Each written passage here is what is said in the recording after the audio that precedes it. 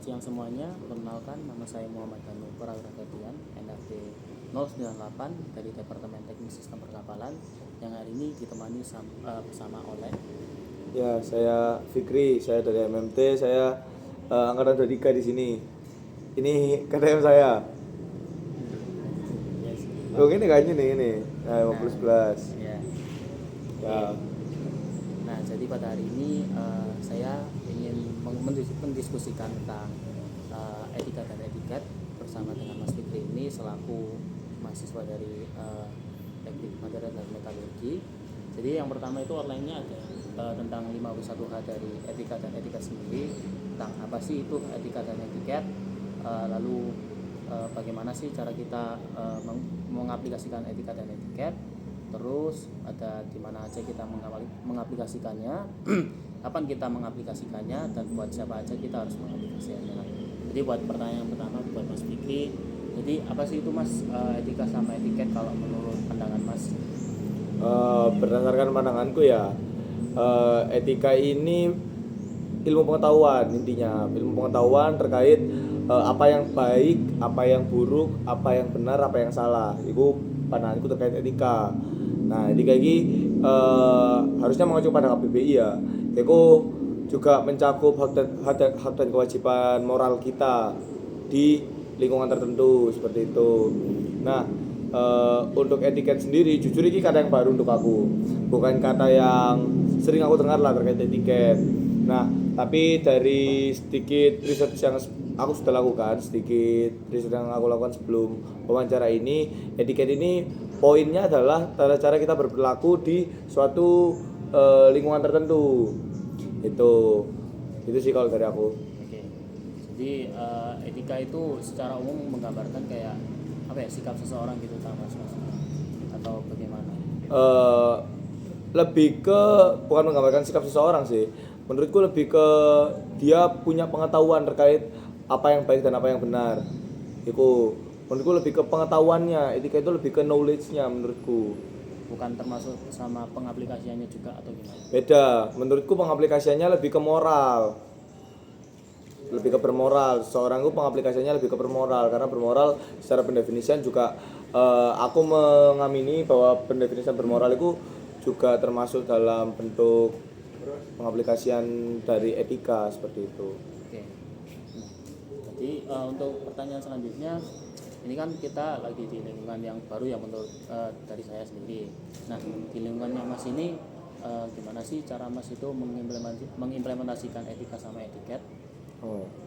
Oke, kalau aku pertama pasti hal yang aku lakukan adalah aku menganalisis kondisi lingkungan sekitarku seperti apa.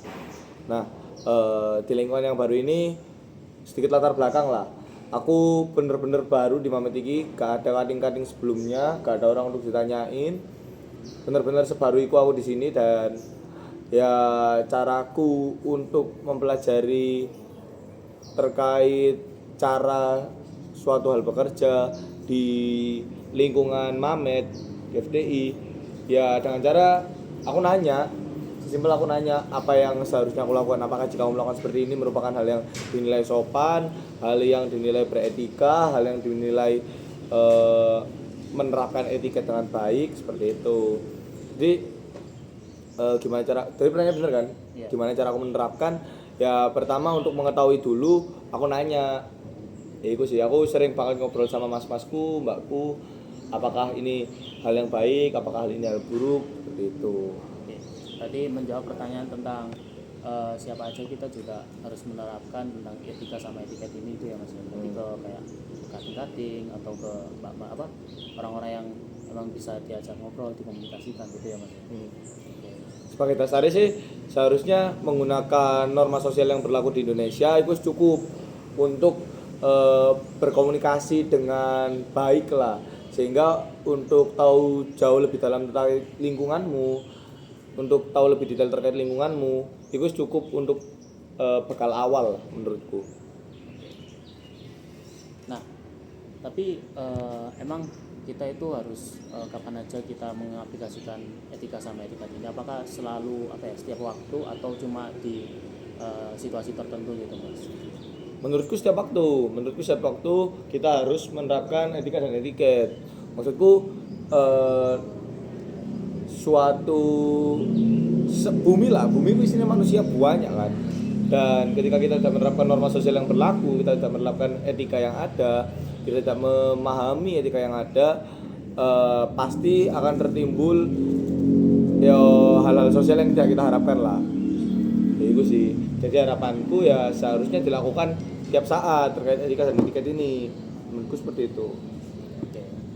Nah, sebelum ke pertanyaan terakhir yang bisa ditarik jadi kesimpulan juga, ini aku pengen tanya sih Mas, kalau apa ya, mungkin ini pertanyaannya opsional mau dijawab atau enggak. Jadi etiket di lingkungan Mas ini tuh apa sih yang paling umum gitu, pasti apa yang harus orang benar-benar patuhi? Contoh coba kalau di jurusanmu seperti apa? Kalau di jurusanku itu kan mungkin ini agak umum juga sih, cuma tapi ada beberapa orang yang masih agak awam dengan hal ini. Jadi ketika kita bertemu dengan seseorang yang lebih tua, baik itu cutting, maksudnya tuanya nggak terlalu jauh ataupun tuanya yang jauh banget, kita itu tetap harus menyapa dan juga menundukkan kepala. Nah, hal ini itu bagi beberapa orang, khususnya orang-orang di luar wilayah Jawa Timur atau mungkin ya Jawa Tengah, Jawa Timur, atau yang memiliki tingkat kesopanan yang cukup tinggi, itu hal yang tidak lazim karena menurut mereka sekedar sapaan dengan memanggil nama itu sudah cukup. Tapi karena kenapa di sini harus sampai menundukkan kepala dan juga salam gitu juga. Itu sih. Apakah sama gitu di lingkungan ini juga kayak gitu Mas? Kalau di MMT sendiri gak gitu sih, gak sampai yang menundukkan kepala dan seperti apa, tapi di sini sangat ditekankan untuk ya 5S lah, senyum, salam, sopan dan sebagainya. Itu sangat diterapkan di sini. Makanya kalau kalian lihat dari tadi orang-orang lewat, maba-mabaku lewat kan, mereka gak cuek kan, dan mereka tetap nyapa. Itu sih. Oke. Itu sih yang ditekankan.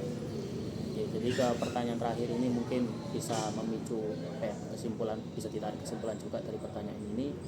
Kenapa kita itu harus mengimplementasikan atau melakukan yang namanya etika sama etiket ini, dan memahami juga tentang etika sama etiket ini. Kenapa sih Mas? Kan pengen gak diterima di lingkungan? Pengen. Kenapa pengen?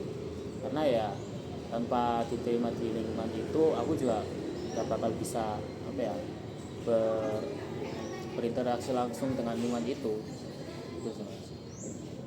Oke, ketika kamu pengen diterima di suatu lingkungan, ketika kamu pengen dihargai di suatu lingkungan, aku percaya bahwa menerapkan, memahami etika dan etiket yang ada di lingkungan tersebut itu memang seharusnya dilakukan. Jadi itu sih sebenarnya lebih ke penerimaan orang lain terhadap kita. Itu seperti itu. Oke, jadi kayak validasi kita buat orang lain gitu ya. Ya, karena kan bentuk menghargai. Maksudku kalau misal berkaca dari kebutuhan manusia itu butuh banget dihargai. Seorang manusia itu butuh banget dihargai dan sebutuh itu. Nah, ketika seseorang merasa tidak dihargai, ya outputnya gak akan baik lah dalam hal sosial. Itu. Nah, dengan menerapkan etika dan etiket yang ada, memahami etika dan etiket yang ada, nah, kon bisa meningkatkan lah rasa penghargaanmu terhadap orang lain sehingga kon bisa diterima dalam suatu lingkungan seperti itu. Kalau aku seperti itu. Jadi itu tadi jadi pertanyaan terakhir dari buat Mas. Jujur wawancara ini benar-benar buka pandangan baru tentang etika sama etiket bagiku, karena juga tempat yang aku lakuin buat wawancara ini juga lingkungan yang baru bagiku, lingkungan yang sebelumnya belum pernah.